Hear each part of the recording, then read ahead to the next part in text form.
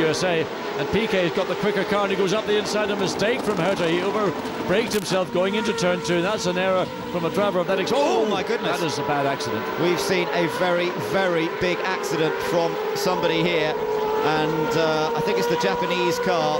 The back end of the car has been completely separated from the monocoque, the carbon fibre monocoque, the survival cell around the driver, and that has been a big, big accident. Yes, now we're going to have a safety car immediately. That's an accident that will require the safety car on track, and we think that might have been it coming out of turn 1. We couldn't really get a wide enough view of the part of the circuit, but I suspect that was on the exit. Something, either driver error or something beyond the driver's control has caused that accident, a very high-speed accident. When you see that level of damage to a car, but of course when the car does that, it looks much worse than it is. There's so much energy will be dissipated when the engine separates from the chassis, and there we see the car with Shimoda sitting there in the car. I mean, he will be dazed, bruised, and not really knowing quite what has happened to him as the medical and the safety workers get to that. And now is a red flag, or what is no safety car? It is a safety car, but be careful behind Robbie Kerr. You've got to slow down. Well, the safety car on circuit then, and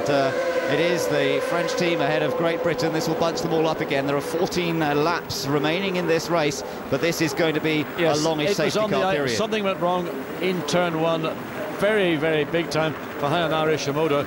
Whether he ran wide or whether there was contact with another car, but he made contact. Let's look at, well, that's just the accident when it came to a stop. I mean, he's basically all right, except probably really bruised, shaken and stirred. Yes, and as I said, with the engine gearbox package, the survival cell is what's key to a driver in an incident like this.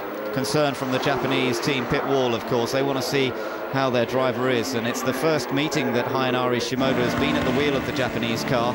The Japanese team missed the last round of the championship in Estoril, and driver who's got a lot of experience in sports car racing in particular, but obviously suffering a big, big accident there. So everybody else now, again, a chance to draw breath and just settle down, try and keep it calm as they wait to see how long this safety car period is going to last. It is France still leading from Great Britain and Switzerland, and Great Britain on to match their best result of the season so far. Robbie Kerr finished second in Germany after a tremendous fight back through the field. This time he's done it from a little further up the order, but he's driven very well.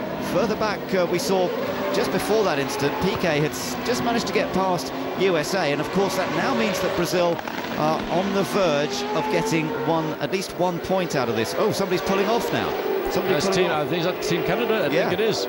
Now he's got suspension damage. I wonder, was there contact? I mean, that accident that occurred in turn 1 was not a normal accident. The car, we've seen cars go off on turn 1, and they've gone off much further around the corner, and that's a right rear suspension, so there may well have been contact between Japan and Canada. We can't remember clearly if they were close together on the racetrack.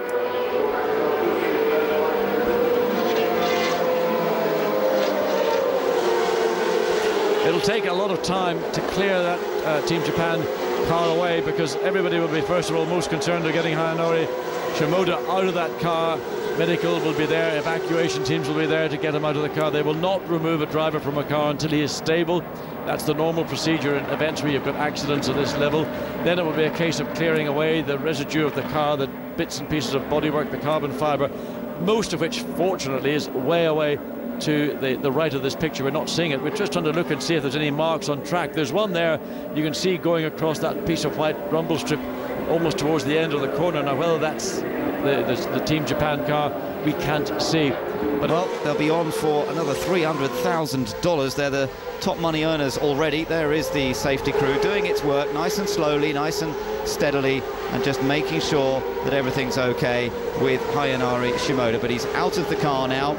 You can see how the car has broken in two, but that's pretty much exactly what the car is designed to do. Yes, when we saw the accident for the first time, obviously you look and think, my goodness, what a tremendous, horrendous accident. So let's have a look and say, oh, well, look at that. You can see that was, I don't know what speed he was doing, but certainly probably still doing 120 or 30 miles an hour when he hit just the end of that tyre barrier. Fortunately, he just did hit the end of the tyre barrier and not the unprotected concrete barrier, which was just adjacent to where the car has come to a stop. Now, we don't know what caused that accident, whether there was contact with another car. We did see Team Canada, as we look down now from that view helicopter shot, as Hayanari Shimoda is removed to the ambulance will be taken to the Circuit Medical Centre. But to go back to the images that we saw of the car with the engine separated from the shaft,